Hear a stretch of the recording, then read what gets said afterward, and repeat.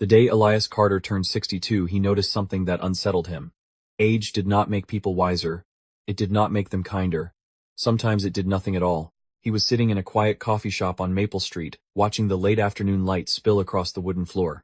At the table beside him, an elderly man argued loudly with a young waitress over something small. The man's voice was sharp. His face was tight with pride. The waitress tried to stay calm. She apologized again and again. But the old man would not listen. He waved his hand as if she were invisible. Elias looked at the man and felt a strange chill. That man was at least 70. But in that moment he looked like a stubborn child.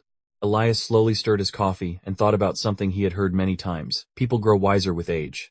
But was that really true? He began to look around the cafe. A group of businessmen laughed loudly, ignoring the quiet people around them. A middle-aged customer snapped at the cashier for being too slow. Suddenly, Elias realized something uncomfortable. Maybe time did not change people. Maybe some people simply grew older, without ever growing up. He leaned back in his chair and stared out the window. A question quietly formed in his mind. If age could not create maturity, then what actually does?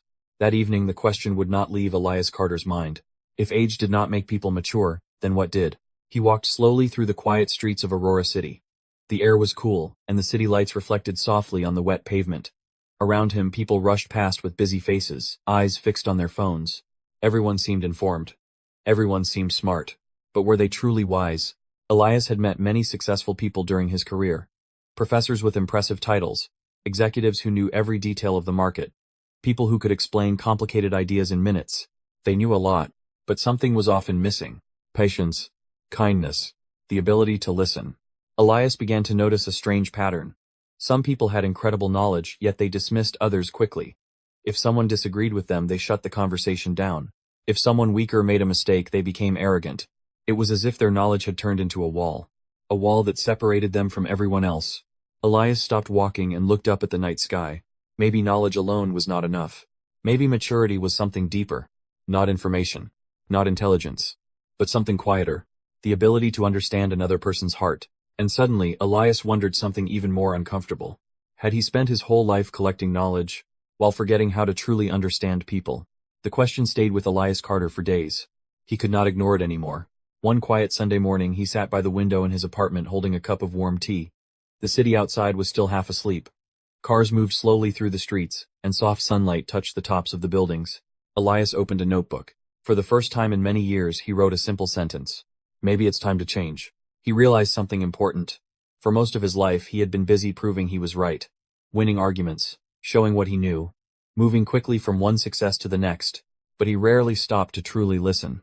So Elias decided to begin with something small. He started visiting places he had ignored for years. The old public library, a small history museum near the river, quiet art galleries where people walked slowly and spoke softly. At first it felt strange. In the museum he read stories about people who lived long before him. Their struggles, their mistakes, their courage. It reminded him how small one person's ego really was. In the gallery he stood in front of paintings he did not fully understand. But something about the colors and silence made his chest feel warm. Elias realized something new. Understanding did not always come from answers. Sometimes it began with curiosity. And for the first time in a long while, Elias felt like he was at the beginning of a new journey. One rainy evening, Elias Carter stepped into a small cafe he had never noticed before. It was tucked between an old bookstore and a narrow music shop on Willow Street. Warm yellow light spilled through the windows. Inside, the air smelled like coffee and old paper. Elias almost turned around.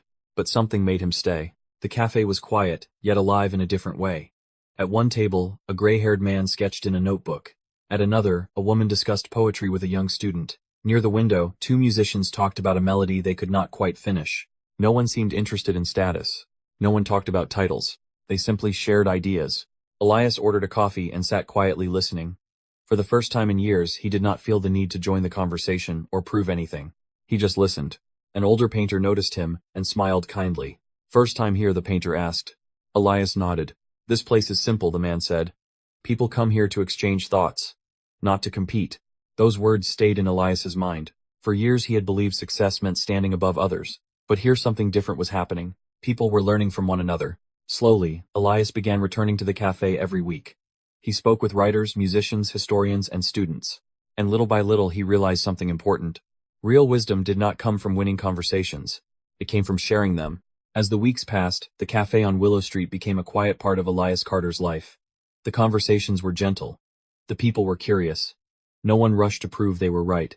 But one evening something unexpected happened. During a discussion about history, a young writer shared an idea Elias strongly disagreed with. Instinctively, Elias interrupted. "That's not correct," he said sharply. "You're missing the real point." The table fell silent. The young writer looked down at his notebook. The others exchanged quiet glances. In that moment, Elias heard his own voice echo in the room. It sounded familiar. Too familiar. Proud. Dismissive. Exactly like the old man he had seen in the cafe months ago. A heavy feeling settled in his chest. Elias suddenly remembered countless moments from his past. Meetings where he ignored others' ideas. Conversations where he shut people down. Times when he believed being knowledgeable meant being superior. The truth was uncomfortable. He had spent years believing he was wise. But maybe he had only been well informed. That night, Elias walked home through the cold wind of Aurora City. The streets were empty, and the neon lights reflected in the rain on the pavement. For the first time he faced a difficult question. What if the person he needed to change was himself? After that evening, Elias Carter stopped going to the cafe. Days turned into weeks. He told himself he was busy, that he needed time to think. But deep down he knew the real reason. Shame had quietly followed him home that night, and it refused to leave. His apartment felt strangely silent. The bookshelf stood against the wall, filled with history books and novels he once loved. A small speaker sat on the table, but music no longer played. The quiet felt heavier than before. One night, Elias sat by the window watching the city lights flicker below. He thought about the people at the cafe. The painter who welcomed him kindly. The young writer he had interrupted. The calm conversations he once enjoyed. And suddenly he understood something painful. Loneliness had not appeared suddenly in his life. He had slowly built it himself. Every moment he dismissed someone's opinion. Every time he chose pride instead of listening. Every time he believed knowledge made him better than others. Those choices had created distance. Elias closed his eyes. At 62 years old, he wondered if it was already too late. Too late to rebuild trust. Too late to become the kind of person he admired. The city outside kept moving. Cars passed. People laughed somewhere far below. But in that quiet room, Elias felt completely alone. One quiet morning, Elias Carter woke earlier than usual. The room was still dark, and the first light of dawn slowly appeared between the buildings outside his window. For a long moment, he simply sat there in silence. The loneliness was still there, but something inside him had changed. Instead of running away from the feeling, Elias began to study it. He opened a book that had been sitting untouched on his shelf. Then another. Soon his small table was covered with notebooks, old essays, and unfinished thoughts.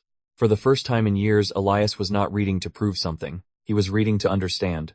Days passed quietly. Elias walked through the city, noticing things he had ignored before. A street musician playing softly near the subway entrance. A painter working in the park. Two strangers talking and laughing on a bench.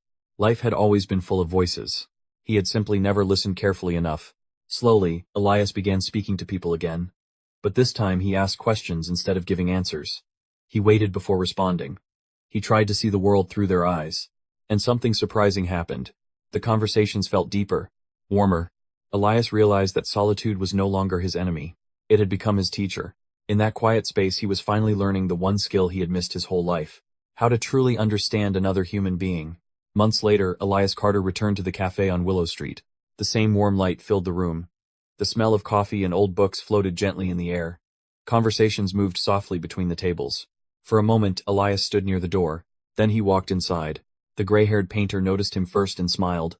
A few others looked up with quiet curiosity. Elias approached the table slowly. "I owe you all an apology," he said calmly. His voice was different now. Softer. Honest. "I spent many years thinking knowledge meant being right. But I forgot something more important. How to listen." No one rushed to answer. But the silence was kind.